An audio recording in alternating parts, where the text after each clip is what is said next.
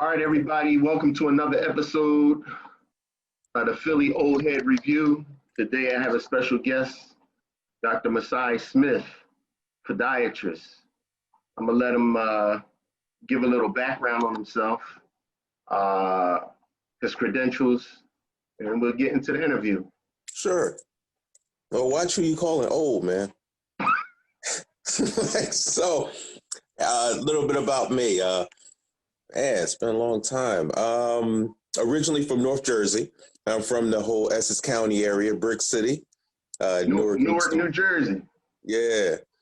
And went to Orange High, graduated from Irvington High, then went down undergrad to Hampton University and pre-med major. And the funny thing how that came about is I didn't want to be a doctor. I mean, I was just, in high school, they kept giving me biology courses and I was doing well in biology courses. So when I went down to Hampton, they asked me what major I wanted to be. And I said, you got biology. Now, I didn't know what that really meant, but she said something about pre-med, but I kind of was just like, well, yeah, I'm not doing all that, but okay, I'll still be a biology major.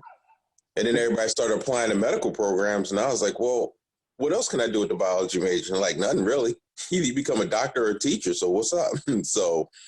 So my story is that I applied to podiatry school because I wanted to do surgery, but, it just wasn't in me to be in the OR for like hours and hours at a time. So it seemed like a perfect fit for me. Our surgeries are average about an hour, you know what I mean? Hour and 15 minutes, you're in and out, and it's mostly elective surgery. So I kind of like that lifestyle. So went to podiatry school, graduated, did my residency in foot surgery at Northeastern Hospital in Philadelphia and Newman Medical Center and Episcopal Hospital. And been in practice in Philadelphia for 17, 20 years, something like that. Been a while. Yeah, maybe I am old. I mean, now it's like this your home city. It ain't even like you from North Jersey no more. You man, Eagles all the way. Heck yeah. I love my Eagles. We horrible this year, though. That's just bad. Yeah, real horrible. I mean, we'll talk about that later, but I haven't even gotten through a game. You got to get rid of that general manager, First, you got to get rid of the general manager first, man, because the picks they've been doing the last few years. Yeah, we got to figure out something, man. Yeah, so you chose to mess with feet. All right, cool. Mm-hmm. What was it like for you growing up in North Jersey in Brick City? Because, I mean, it was pretty rough when we grew up, so. Yeah, it was, man. It was, look, it was, I was never into the whole, well, back then they didn't have gangs, but you always, when you grow up in that neighborhood, people don't understand, when you grow up in it, you get involved in stuff that you wouldn't normally get involved in if you were just probably in some suburbs somewhere. So it was definitely a struggle to get through. And is my TV bothering you? Can you hear that? No, I can't hear it. You can't hear it? Okay. So it was rough because it had its moments. I mean, I don't know a lot of people that know about North Jersey unless you're from there, but literally like every town is battling the next town. Like I told you, I went to Orange High, we battling East Orange High. I went to Orange High, right? We're battling Clifford Scott and Orange High. And then I went to Irvington High School, we battling with Irvington Tech.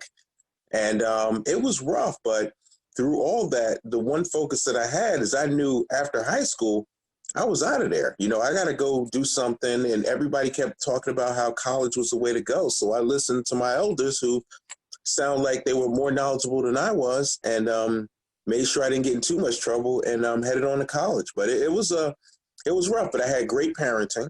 So, you can always attribute to that. I took what I could from school. I had good teachers. Matter of fact, Rita Owens, Queen Latifah's mom, Dan Owens was my art teacher. Matter of fact, turned out to be my favorite teacher before I even realized Queen Latifah was her daughter. Right. Came back to visit her, and she told me, my daughter's doing well in this rap stuff, and it turned out to be Queen Latifah. I came back to see her. She was a beautiful teacher. Growing up in Irvington was tough, but it was good. I was surrounded by good people. My mom did a great job. My dad did a great job, and teachers like Rita Owens did a great job.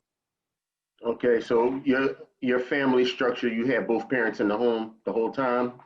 Yeah. My dad's my blood father, I don't know. So we gotta, I don't know him. He was Cuban, and not sure if he's back in Cuba or what. But my dad, who's my dad, came into my life, I think, roughly around fourth or fifth grade. So him and my mom were together to roughly about my senior year, but he continued on to be my dad. Matter of fact, he lives near me now in South Jersey, like literally jump in my car less than 5 minutes around the corner.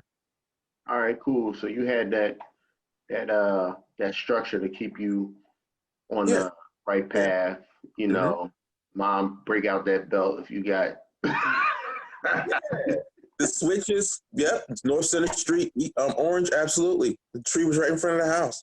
Yeah, I mean, kids today, man, you know. I don't know what's going on. They just not scared to get beat. I was worried when those lights came on and it was time for me to be home, and I was still like a half a mile from the crib. Yeah. Oh, Mom, where you at? Like, for real. You got to make up something. Like, I was over such and such house, and you know, I don't want to hear that. But you know, there was a different dynamic when we were growing up. Now I don't know what it is now. Wild West, man. Wild West. It's they don't believe in a cut. See, here's the thing, and to your viewers, these kids unfortunately don't realize that their mind is not developed to understand the consequences of what they do. And the reason why I say that is because, like I said, I grew up in, like, you know, in that Newark East Orange. There was a lot to get into, and there was things that went down that luckily just didn't go south. There were things I was about to do that maybe didn't happen for whatever reason. And, you know, as a grown man, you realize, boy, that was stupid. Because not only was it a stupid thing to think about doing, you know, I would have gotten caught. Like, it was a guarantee. Like, I got one situation, like, dude, it was 100% guaranteed I was going to get caught. And to this day, I think, like, wow, what was in my brain to think that I was going to do this thing and not get caught? I was going to get caught. Like, it was the people, I mean, it was a done deal. But luckily, it didn't go down. And honestly, if had it gone down, I wouldn't be sitting here talking to you. Yeah. I mean, because of the course of my life. Yep. So I definitely could think of at least one thing. Yeah. And, you know, things been a little different. Yeah. You know, who knows, you know. Where you be, exactly. And and it was tough growing up there, man. It really was. Like, everybody was robbing each other, and oh my God, if you had a sheepskin coat, it was a wrap if you weren't with a crew. You remember those? Gazelles. You know, starter jackets, TIs. Yes, you know, all of that. Yes. You know what I mean? Yes. You had one of those walking in the wrong neighborhood. Herringbone chains, gold chains. Yeah, herringbone, yep. All of that. Yeah, British Knights. BKs, yeah. All of that. Yeah. Back in them days. Yeah. But all right, so post school, finishing up medical school and everything. Sure. All right, so how does it start to take off for you? Well, I mean, you know, it's I don't know. It's tough to explain. It's just like, you know, it's one of those things where you just dig in and grind out and do what you got to do. You know, I can't say it's all been peaches and cream. You know, podiatry school, podiatric medicine was tough. You know, remember, I'm telling you where I was from. So some of these cats are coming from like private schools, and even in college, like, they had it. I've always had to grind. Bro, when I say always, like, you have some people in these medical programs are like, I got to get an A. I was just like, yo, I just got to get through this class. So even with, you know, private practice, you just got to grind, and you just got to know where your limits are. Like, some people can work all day. They can do surgery all day. They could go to a nursing home and stay there till 1 a.m. I don't really have that type of energy. So I just grind where it feels good. Like, right now, I work for Philadelphia Health Management Corporation, which is a really, really great organization. And they allow me to be me. I also still do a little bit of private practice, but they allow me to be me. They put me in a situation where it's like, wow, I can grind this and be happy. Right. So practicing is just something you have to learn from people who know more than you. I think that's very important. If someone had a level of advice, and I would just listen to them and maybe take parts of that and integrate that into my practice and try to figure out how I can make things better. So you're just constantly moving. I mean, that's the philosophy of life, right? You're constantly moving forward and trying to figure out how to get things better. When I say everything is not peaches and cream, it's not. But, it is what it is. It's the life I have. And I've got 2 beautiful daughters. And, I just make it happen. Yeah.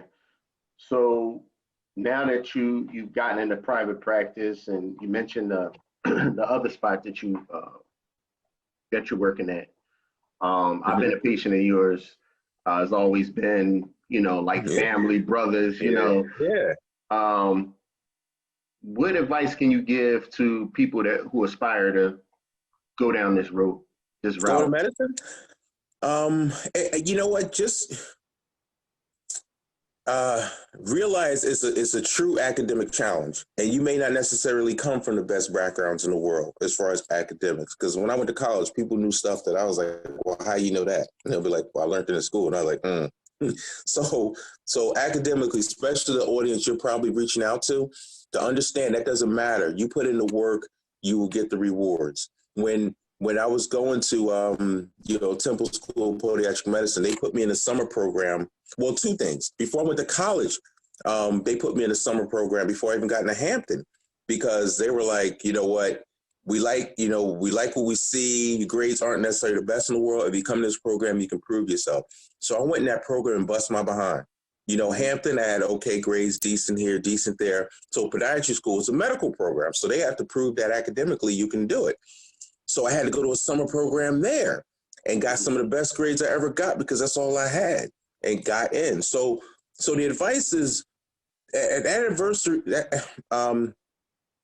adversity helps propel you. And the adversity I had growing up helped propel me to understand that you just got to put in the work and you can make it happen. Not give up, not make some of the obvious mistakes that you see everybody around you doing. I mean, it just makes no sense. These guys see with the people who are ahead of them and what's happened to them, and then they still kind of follow them same steps. Me, I looked at it like, nah, man.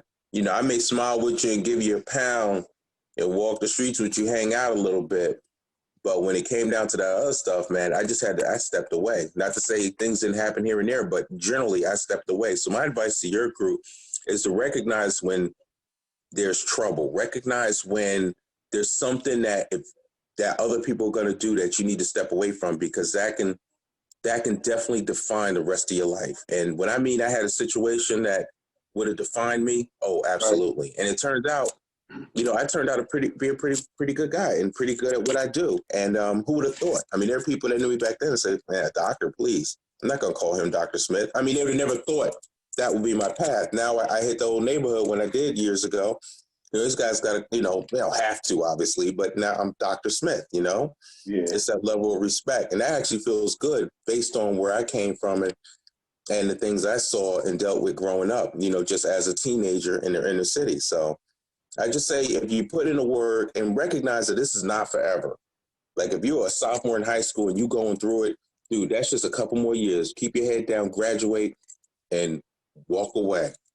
Walk away and go to a better position. I'm not necessarily saying college, whatever you do, just make sure it's positive. Sometimes standing in the old neighborhood does not make any sense. And know that people around you do not care about your success. They care about what they're doing at the time. If you do something good, they'll congratulate you and all. But at the end of the day, they got to do what they got to do. You got to do what you got to do. So a lot of these kids understand that they're about to make a mistake, but a lot of times they do it anyway. And I think that's a situation that can be that can change your life. How you feel about mentoring the youth, especially now? Mentoring the youth. I do that every day. Like when I talk to even just as a foot specialist, true stories. So I have a clinic on Lehigh Avenue, and young lady came in and we talked about her issues and stuff like that. So after that, I said, hey, where you what you doing? You in school? And she just graduated from Jefferson. Mm-hmm. And dude, she couldn't believe it because we took care of what we had to take care of. But I was like, I got a couple more minutes. My next patient not for a minute, so let's sit down and just talk. And we talked about what I thought she should look into studying, because she told me what she was studying. And dude, I mentor any chance I get. And when she left, I wrote down some information, and I said, look, this is what you need to what you need to take a look at. Just to give you some background, she was a business major from Jefferson University, Latina lady, and she was unsure what she wanted to do in business. I told her, you need to look into logistics and supply chain management. I said, look at Amazon, look at those big factories that are going. Matter of fact, I looked into it so much because I do mentor when I get a chance. Right. That I told her Lehigh University was like number 2 in the nation in logistics and supply chain management. And that's just off the knowledge I knew. I didn't even have to look that up. I knew Arizona. I think Arizona State was like, or University of Arizona was one of the Arizona ones, was top 10. You know, Emory-Riddle down in Daytona Beach, I think it's the same university, that was like number 1. I mean, I knew. So when I gave her that information, I gave her additional stuff. Like, these are the schools you need to look at. And because we're in this area, you should look at Lehigh University while you're trying to figure out what you're going to do after graduation, because she's already graduated, but then COVID hit. So she had some time to figure things out. I said, don't make the mistakes getting yourself a little job and just, get yourself a car, get yourself caught up in bills. So now all of a sudden you can't progress, because what's going to happen is you're going to make this money. You never made money before, so it's going to feel good. But then, 3, 4, 5 years, when you drop that first kid and you do this and you do that, and you're trying to progress and step up, you realize that's where your limitations are. So somebody like me has to tell you, like, man, don't do that. Keep your butt in school for a couple more years. Take a look at this and progress that way, because that at least gives you a foundation to progress. Because people will hold you back as best they can. People are jealous of you. People don't want you to progress. People around you generally don't want you to progress. Absolutely. So how are your products doing? MyBadFeet.com. How's the products doing, man? Well, I had you talking about like the shoe. Well, the we're gonna talk about the shoes too. The shoes. Okay. So look, the product line. So the story behind the product line is you have to fail in business before you figure out how to succeed. I mean, you really gonna fail a lot. And I think that's in a lot of books. Mm-hmm. So the foot care products, my mistake with that was I started 4 products, and when you have 4 products, you got to market and promote 4 products. You have to have insurance on 4 products. It's a lot you have to do. Mm-hmm. And what happened was I'm no longer doing the foot products, but I was supposed to go on QVC. And QVC, you just don't go on QVC. You do an interview, and then they look at your products, they scrutinize and stuff like that. The issue was I didn't have the financial ability to be able to do everything they needed me to do. I mean, I passed the interview. It was on. I was on TV. I was going to be on TV. And it just really didn't pan out. I just didn't have the financial foundation to be able to push exactly, because they'll tell you in a heartbeat, like, yeah, that's a cool jar, but we don't really like the logo, or this is cool, but we don't really like this. Can you change that? But changing some of that stuff is a massive undertaking, because some of that stuff was custom made containers, one in particular. So that ultimately. I ultimately stopped. I still have some of my foot care products I kind of give away at the office, or sometimes I'll sell a couple of my nail fungus treatments and stuff like that. Right. So that was, but that was cool. It was a good learning experience. In fact, one of my frat brothers actually just from Alabama just asked me how he should go about starting his foot care product company. He's a foot doctor as well. And because they knew I had that knowledge. So just because I failed at it doesn't mean I didn't learn. Right. So maybe that's my contribution to the world right there. Fail so much that I can tell other people how not to fail. And it doesn't mean you can't revisit that later on as well. Yeah, absolutely. Easy enough. You know what I'm saying? So perhaps you'll get some investors, give you some financial back. You know what I mean? Hey, listen, man, look, it happens. Sometimes, one of the things they teach us in business, an idea that got pushed to the side years before, can be revisited. And now it's like, it's time. You know what I mean? Mm-hmm. So, see what happens. See what happens. You've made numerous, I feel fortunate because you're like a I look at you like a little mini TV star. You know, you've been on Fox News so many times and Yeah, I did do a lot of that. Yeah. ABC and all that other stuff. Yeah. So,